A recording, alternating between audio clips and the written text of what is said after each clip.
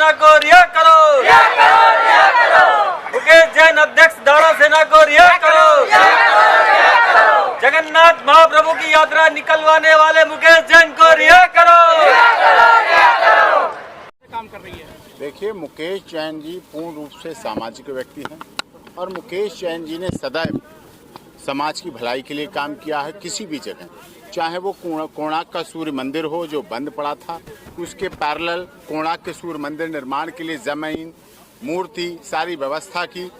भगवान जगन्नाथ प्रभु की रथ यात्रा जो कि ऐतिहासिक, इस देश की नहीं पूरे विश्व के लोगों की भावनाओं का प्रतीक है। कोणार्क सूर्य मंदिर, वो जगन्नाथ प्रभु की रथ यात्रा, और वो लॉकडाउन में बंद थी, उसको खुलवाने के लिए और धार्मिक रूप से, क्योंकि जहाँ धार्मिकता है वहाँ बुराइयाँ खत्म होती हैं, उनको दूर करने के लिए मुकेश जैन ने प्रयासरत रहा।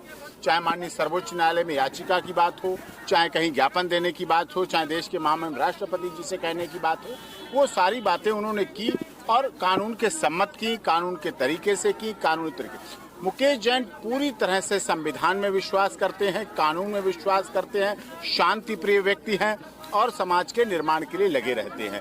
9 महीने से जो उन्हें जुडिशियल कस्टडी में झूठे मनगढ़ंत राजनीति से प्रेरित केस में वहां रखा गया है, जो कि गैर लोकतांत्रिक तो है ही, असंवैधानिक भी है, साथ में गैर कानूनी भी है और ह्यूमन राइट्स जो व्यक्ति के मानव अधिकार है उनका हनन है। और मेरा नाम अर्जुन जैन है। मैं मुकेश जैन जी का पुत्र हूँ, जो दारा सेना अध्यक्ष मुकेश जैन जी हैं। मुकेश जैन जी ने जून 2020 में जब सुप्रीम कोर्ट ने जगन्नाथ रथ यात्रा पर रोक लगाई थी, तो उसके खिलाफ उन्होंने याचिका दायर की थी सुप्रीम कोर्ट में कि जगन्नाथ रथ यात्रा हिंदुओं की आस्था और धर्म का विषय है तथा जगन्नाथ रथ यात्रा होनी चाहिए। चाहे आप कोरोना प्रोटोकॉल जारी करें, लेकिन रथ यात्रा होनी चाहिए, क्योंकि हिंदुओं का धर्म और आस्था का विषय है।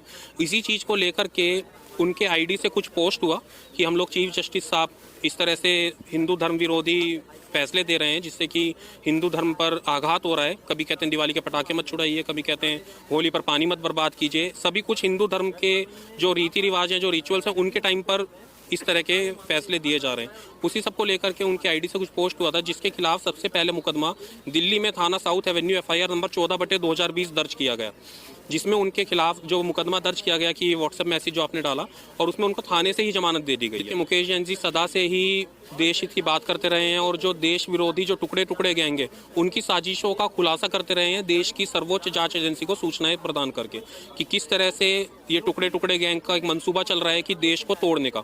तो वही सब लोग एक मुकेश जैन से अपनी दुश्मनी निकाल रहे हैं तथा उनको इस तरह के झूठे मुकदमे फंसाए गए। मुख्य न्यायाधीश साहब जो हैं वो सत्यनिष्ठा की आस्था रखते हैं और उसका पालन भी कर रहे हैं, इसीलिए दिल्ली से उनको जमानत भी मिल गई। लेकिन उड़ीसा में हमको समझ में नहीं आ रहा है कि उड़ीसा में ऐसा क्या चल रहा है कि उनके खिलाफ 3 मुकदमे दर्ज किए गए हैं और तीनों में ही जमानत नहीं दी जा रही। देखिए, हमारी उम्मीद है कि हमारी बात सरकार तक पहुंचेगी और सरकार हमारी बात पर एक्शन लेगी। मैं माणिक देशमुख, राष्ट्रीय महासचिव भारत जागृति मोर्चा, और आज मुकेश जैन साहब की रिहाई के लिए हम लोग यहाँ आए हुए हैं।